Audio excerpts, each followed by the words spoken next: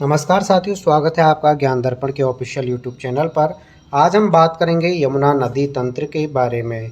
तो दोस्तों, यमुना नदी का जो उद्गम स्थल है वो यमुनोत्री ग्लेशियर से है। यमुनोत्री ग्लेशियर या कालिंदी पर्वत माना जाता है।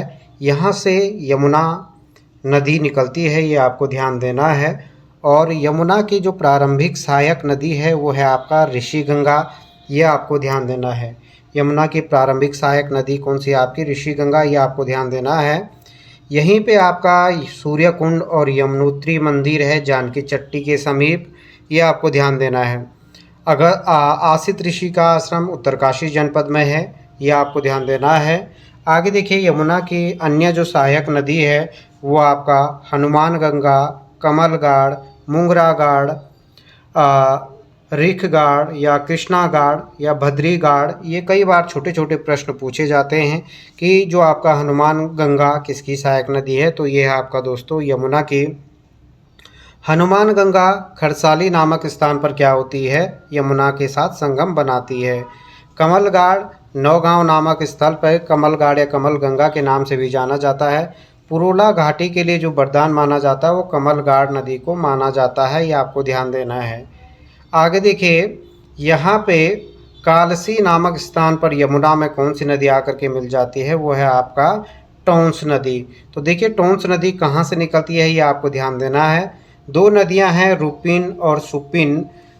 रुपिन नदी जो है आपका हिमाचल क्वारा श्रेणी से निकलती है और सुपिन नदी आपका उत्तरकाशी के ही समीप स्वर्गारोणी हिमनद के करीब माना जाता है। रुपिन और सुपिन का जो संगम है वो नेटवाड़ नामक स्थान पर है। यहीं पे आपका नेटवाड़ जल विद्युत परियोजना भी स्थित है। कुछ छोटे छोटे बांध हैं, ये याद रखिएगा। इचारी बांध या किसाऊ बांध, ये आपका टोंस नदी पर है। टोंस नदी की जो उत्तराखंड राज्य में लंबाई है वो है आपका 148 यानी 148 किलोमीटर। एक पावर नदी है जो हिमाचल से निकलती है, वो भी किसकी सहायक नदी है दोस्तों? वो है आपका टोंस की सहायक नदी है। और टोंस और यमुना का जो संगम होता है वो कालसी नामक स्थान पर, जो हम पहले भी बात कर चुके हैं। छोटा सा अपवाद तंत्र है, ये आपको ध्यान देना है।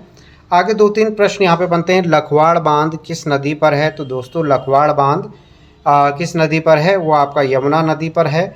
यमुना नदी की उत्तराखंड में जो लंबाई है वो 136 किलोमीटर है। कई बार लंबाई भी प्रश्न में पूछा जाता है।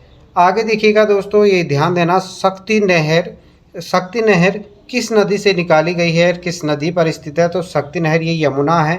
यमुना के ही एक नहर निकाली गई है शक्ति नहर, ये ध्यान देना। इसी शक्ति नहर पर आसन बैराज, ये याद रखिए, आसन बैराज स्थित है। जो आपका क्या है? आसन बैराज पक्षियों के लिए है, ये ध्यान देना है। आगे देखिएगा, आसन बैराज पुल का जो निर्माण हुआ था वो कब हुआ था? 1967 में, ये प्रश्न आ चुका है। आशा रोडी से निकलते हुए यहाँ से एक छोटी सी आसन नदी शक्ति नहर में क्या होती है? मिल जाती है, ये आपको ध्यान देना है। आगे देखिएगा, गिरी गंगा किसकी सहायक नदी है? तो गिरी गंगा है आपका यमुना की सहायक नदी है। यहाँ से ये ध्यान देना, आपका ढालीपुर, ढकरानी और कुल्हाल जो परियोजना है ये किस नदी पर है? ये यमुना पर है। और रामपुर मंडी नामक स्थान से ये क्या होती है? ये इस तरीके से बनना था। रामपुर मंडी नामक स्थान पर क्या हो जाता है? यमुना उत्तराखंड राज्य से उत्तर प्रदेश में प्रवेश कर लेती है। और गंगा और यमुना का संगम आप लोग जानते हो प्रयागराज या इलाहाबाद में स्थित है, यह आपको ध्यान देना है। तो छोटे छोटे प्रश्न हैं, एक दो बार आप अगर बनाते हो तो ये आपको याद हो जाएगा, ये आपको ध्यान देना है।